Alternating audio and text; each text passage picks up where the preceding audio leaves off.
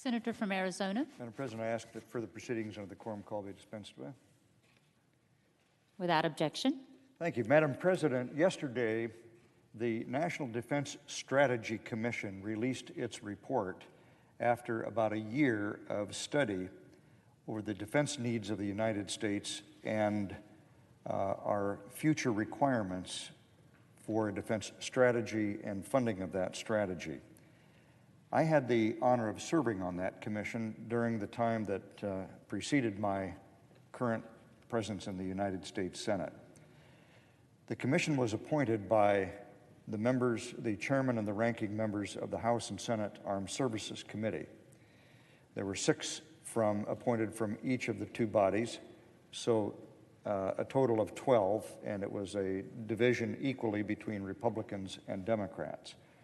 I was privileged to have been appointed by my predecessor, Senator John McCain. The commission is chaired by Ambassador Eric Edelman and retired Admiral Gary Roughead. And it included defense experts who had served in Congress, who had served in the intelligence community, the diplomatic community, the military, and there was one former political person, myself. As I said, we were tasked with the job of studying our national defense strategy and advised to provide recommendations to the Secretary of Defense and to the Congress about our future courses of action. The Commission worked very hard to review all of the pertinent information related to the formation of the Trump administration National Defense Strategy, which had been issued earlier in the year. And this effort included examining the assumptions, the missions, the force posture and structure, as well as strategic and military risks associated with the execution of that national defense strategy. The Commission particularly focused on the threats to the United States and the size and shape of the force required to deter and, if necessary, defeat these threats. It focused on the readiness of our force, the posture and capabilities of the force, and the allocation of resources, and also examined the strategic and military risks that inform the development of both the National Defense Strategy and the National Security Strategy.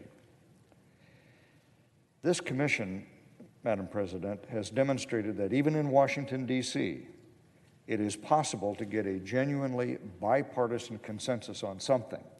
In this case, our consensus on United States national security.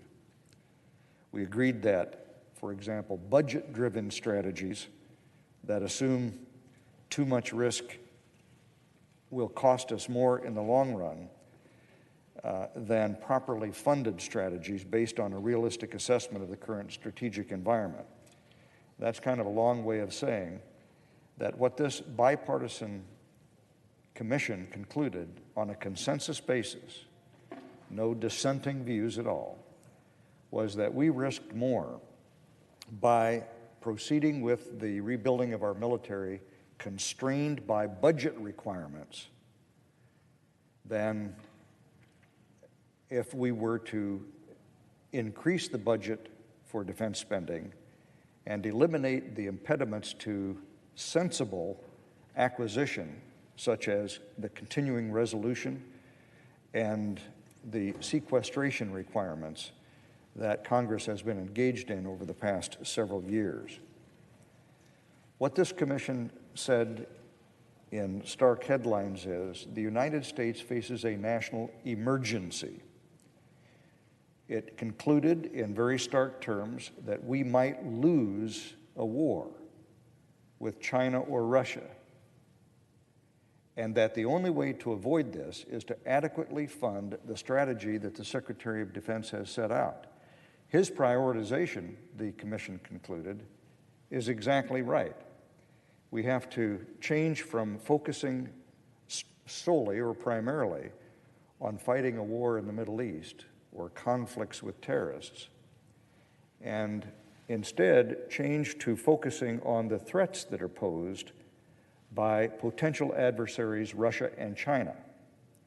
If we have the capability of dealing with those threats by deterring them, or if necessary, defeating them, then we should also be able to have the ability to deal with terrorism, to deal with North Korea and deal with Iran, but that our first priority needs to be to focus on China and on Russia. The NDS Commission report argues, and I'm quoting now, the U.S. military could suffer unacceptably high casualties and loss of major capital assets in its next conflict. It might struggle to win, or perhaps lose, a war against China or Russia. The United States is particularly at risk of being overwhelmed should its military forces be required to fight on two or more fronts simultaneously. End of quote. Now, some might oppose such strong wording, but the Commission believed that we have to be able to talk honestly about the state of our military preparedness and our national security. As Ambassador Edelman, chairman of the Commission, stated, and I'm quoting again, "It is probably more dangerous to tell ourselves and other people that we're going to be able to do these things when in fact we aren't able to do them because we're not paying for them." End of quote. The object of a strong military is to deter conflict from ever occurring. And you do that by demonstrating that you're able to prevail in a conflict if necessary. So you have to have the capability of defeating any adversary you might face. If you have that capability, those adversaries are less likely to miscalculate, to assume that they might be able to advance their parochial interests without a pushback from the United States, NATO, or our other allies. And they come to this belief if they examine their capabilities against ours and determine that we are lacking in the ability to stop them. What this report says is we've got to get serious about rebuilding our military, or we run the risk of bad actors in the world deciding that they can take a chance that we won't respond. So let me summarize what this report says. And again, I can't emphasize too much. I know it's Washington, D.C. I know we're talking about difficult issues here. But these 12 Democrats and Republicans, equally divided, reached a conclusion, a consensus about what we need to do, and we're willing to speak very strongly about it. So it's possible for Democrats and Republicans to get together on something in this city, and I'm hoping that my colleagues in the House and in the Senate will approach the issues in the same bipartisan spirit that characterized the deliberations of the Commission. Here's the summary. First, we're in a state of national emergency.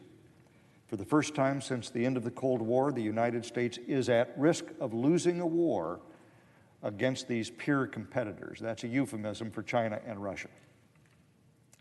Second, there's a bipartisan consensus that Congress must provide predictable and sufficient funding for the Department of Defense to execute the strategy that it's developed, the National Defense Strategy. And this means that Congress must undo sequestration, which is the provision in law that says that if we don't meet certain budget requirements, that all departments of the government, including the Department of Defense, have to cut right off at the top an equal percentage of funding in order to get back to those budget levels. For the Defense Department, it's impossible to both provide for our national security and comply with that requirement. So sequestration has to end.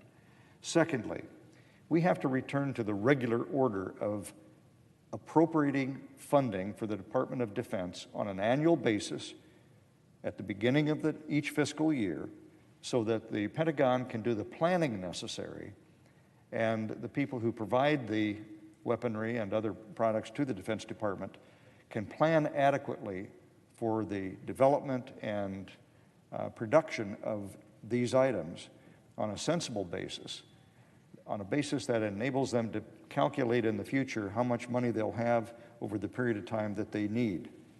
We can't do that if instead we continue to operate on what's called continuing resolutions, where Congress throws up its hand sometime in the late summer and says, we're never going to agree on how much to fund the various departments of government, including the Department of Defense.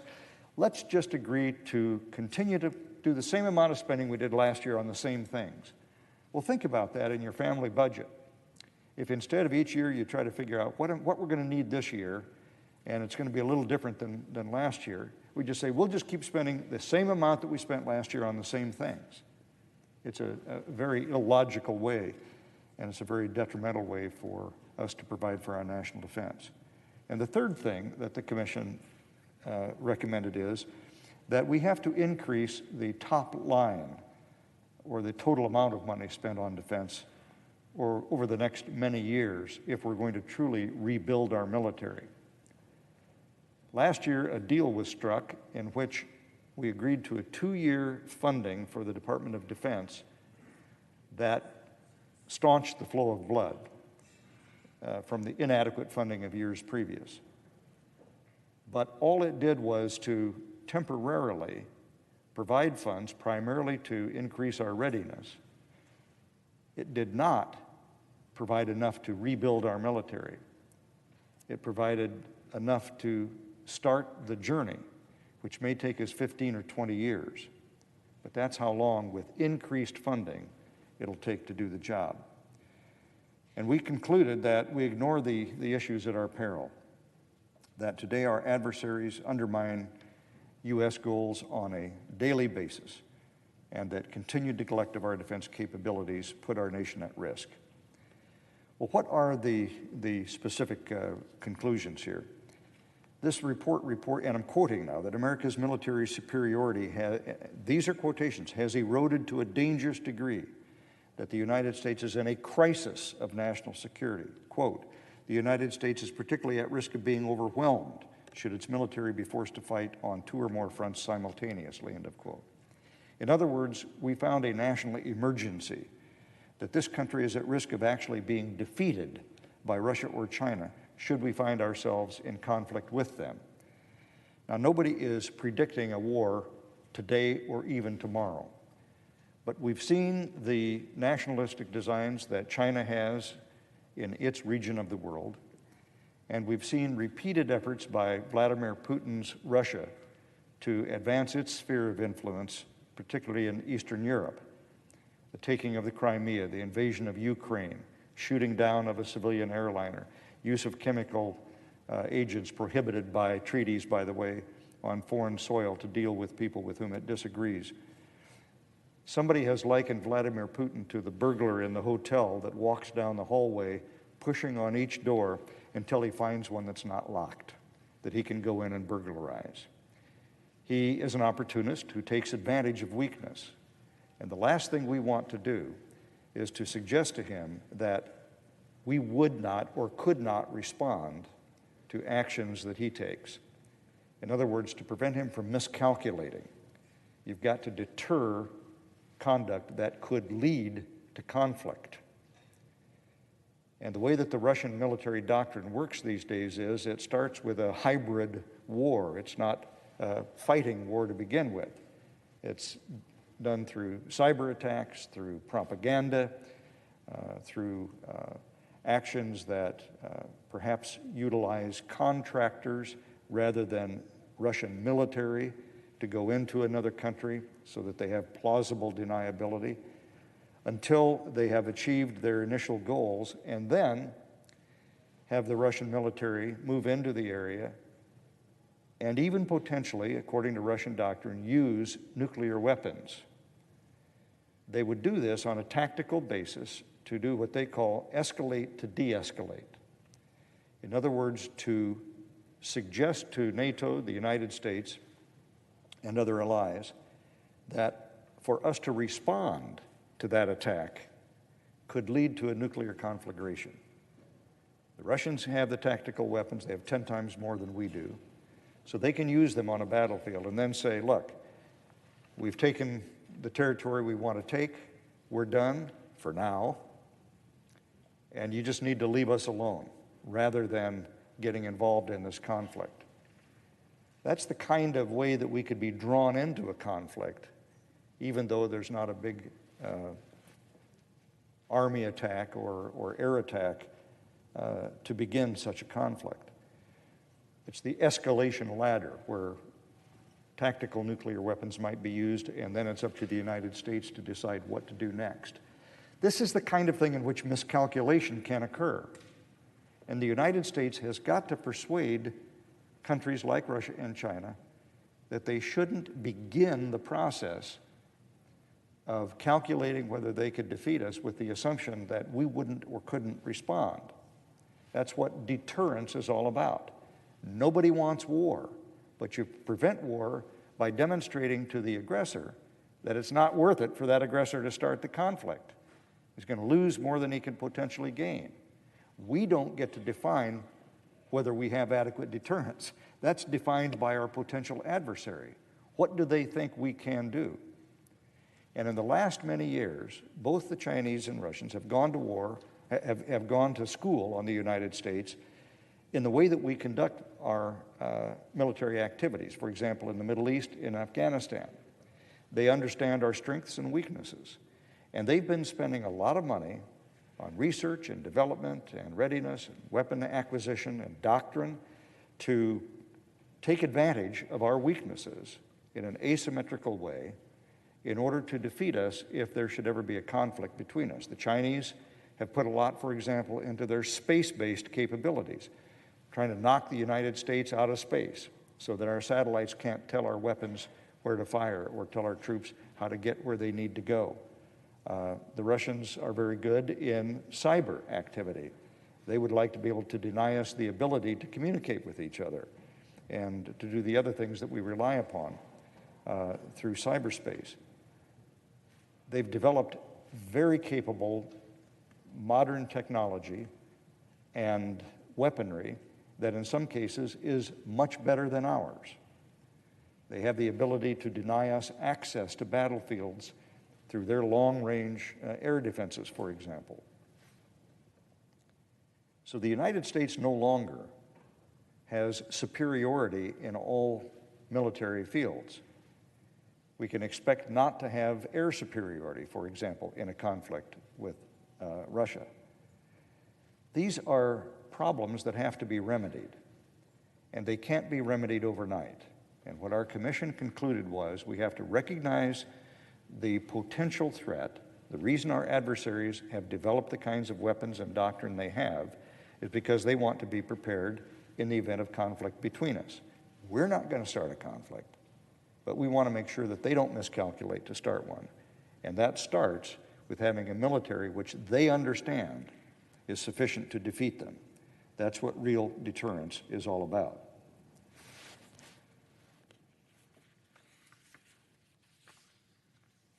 This report should not be understood as a criticism of the Secretary of Defense or of the Defense Department. It is true that we say that there are areas that need improvement, but Secretary Mattis knows as well as anyone what the nature of this threat is. He is able to say, I will make do with what the Congress gives us, but I don't think he's able to say, and I know in my heart that that'll be sufficient. In fact, earlier this year, he warned us, and I'm quoting, that our competitive edge has eroded in every domain of warfare: air, land, sea, space, and cyber.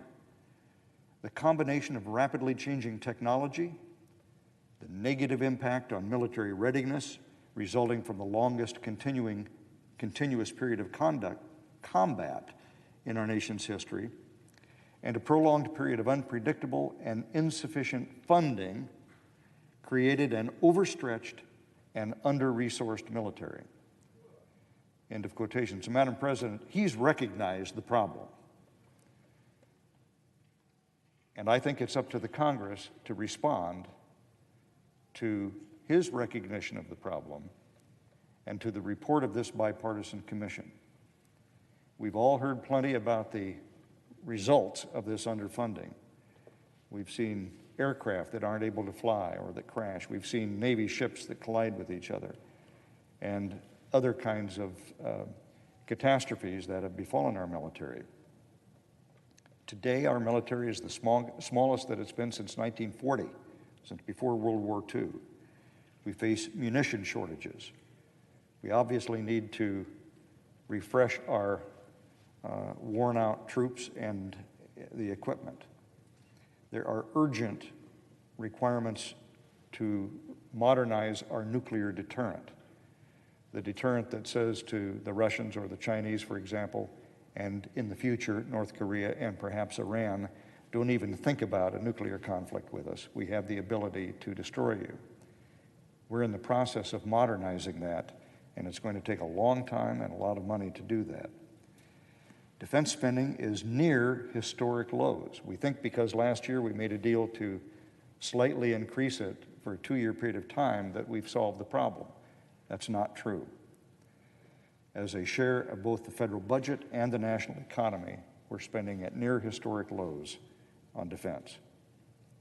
And we now have enough evidence to know that mindless spending cuts, as would be required by sequestration, for example, don't make the Department of Defense more efficient.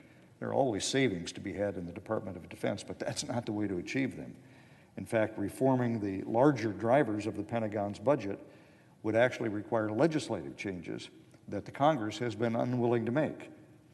So let's put the burden where it lies, and that is on the Congress to fix a lot of these problems.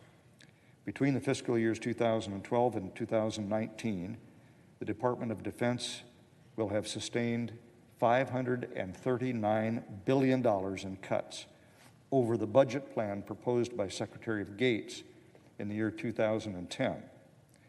So Secretary of Gates said, here's our 20-year plan. And we're almost halfway through that plan, and we've already suffered almost $500 billion in cuts over what he said we would need. If defense spending continues at the planned rate through 2021, it'll take another 19 years to reverse all of the Budget Act's cuts that occurred as a result of sequestration. Obviously, we've got work to do. I've talked about the threat. Let me just mention a couple other points that we made in the report. And we commented on the Defense Department's National Security Report, which the National Defense Strategy, which was published in 2017, actually helped to make this case for us. It argued that we face, and again I'm quoting, an extraordinarily dangerous world, that threats have intensified in recent years. We face a world where, and again quoting, China and Russia challenge American power, where, quote, the Democratic People's Republic of Korea and the Islamic Republic of Iran are determined to destabilize regions, quote, where transnational threat groups are actively trying to harm Americans. So when I speak of China and Russia, I don't mean to demean the threats posed by other actors like North Korea and Iran or the terrorists who continue to threaten us. I'm simply noting the most serious threat should conflict arise. And this focus on China and Russia, I think, is prudent because both countries, as I said, have extensively modernized their forces, including their nuclear weapons arsenals. And they've routinely taken actions that threaten and coerce and intimidate others in the region. For the last 17 years, most of our forces have been organized and manned and trained and equipped to fight smaller scale wars in Iraq and Afghanistan. And I think in the meantime, some of our planners have forgotten how to plan and operationalize large-scale military conflicts. This we have to relearn while we still have time. Our adversaries are not waiting, as I said. They don't face similar fiscal constraints as we do. And I was asked the other evening, well, isn't it true that we spend a lot more in our military than Russia and China do? And the answer is, this isn't even an apples and oranges comparison. We're honest about our budgeting. We're transparent. We even put out in the public what our intelligence community top-line budget is. The Russians and Chinese don't do that. They hide as much as they can. They don't pay their forces the way we do. 70% of our defense budget is for our forces, our manpower, in the pay and in the benefits and in the health care that they need. And we don't have the combined industrial base that with the military that the Chinese do, for example, and that the Russians do, so that what we spend is all out there. They can hide a lot of their spending in the activities of their industrial companies that are doing the work of the Chinese army, for example. So that's not a valid comparison.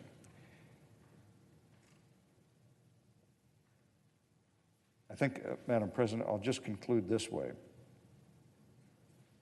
I was in the Congress for 26 years.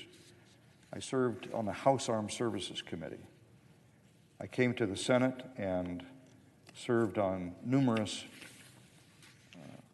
commissions and task forces, that the Intelligence Committee, for example, for 8 years, that looked into the threats that we face and what we need to do about those threats.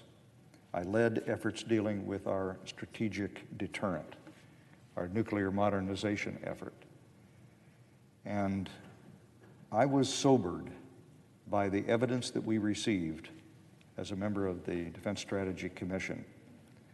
I was taken aback. I had not been in the Senate for 5 years. I hadn't had the advantage of briefings, classified briefings on the status of our adversaries' efforts and our own. And I was shocked at the degree to which we have lost the advantage that we used to have. And I shared the concerns of my colleagues that this could lead potential adversaries to miscalculate, to think that they could make moves and wouldn't be resisted by the United States because we don't have the capability anymore to do that. That has to change if we're to avoid war. And therefore, I urge my colleagues in the days and weeks to come to review this commission report, to think about it in terms of a consensus document between Republicans and Democrats who unanimously agreed that it was critical to tell the American people the truth, that we have a severe crisis in this country, and to recognize that we, the Congress, the House and the Senate, have the first obligation to do something about this by setting the policy through our National Defense Authorization Acts, and then funding those policies adequately through a series of eliminating sequestration, funding through the regular order appropriation process rather than continuing resolutions, and increasing the top-line budget for the military enough to make up the gap that we discuss in this report here. That effort will begin in the administration with the development of its budget, which is underway right now and will be submitted to the Congress in the early spring. I urge the administration as well to recognize that its leadership in this effort will have a lot to do with the success of Congress stepping up to do its job to fund that budget adequately. So to my colleagues who are concerned about our national security and who isn't, and to those who said during the last campaign, we want to work across the aisle to solve problems that confront the American people, well, I can't think of a more serious problem than this. This is a great opportunity to roll up our sleeves and work together. And I pledge to work with my colleagues to do exactly that, and commend to them this report of the National Defense Strategy Commission, to review it over the Thanksgiving break that we're going to have here and come back ready to do work. Madam President, I suggest the absence of a quorum. Clerk will call the roll. Mr. Alexander.